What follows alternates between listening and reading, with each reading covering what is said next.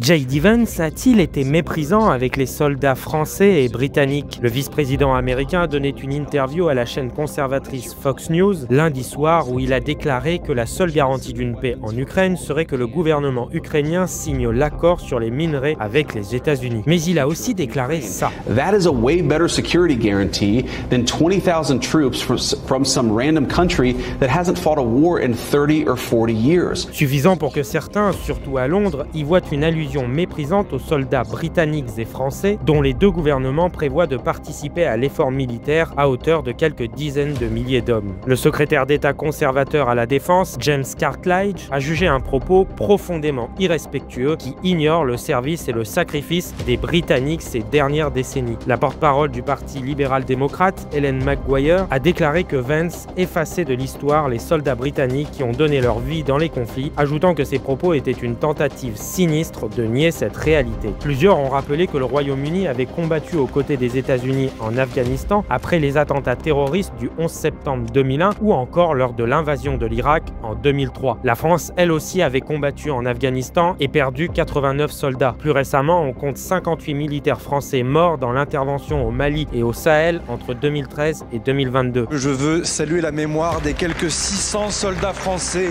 morts pour la France depuis la fin de la guerre d'Algérie, qui méritent notre respect, le respect de nos alliés.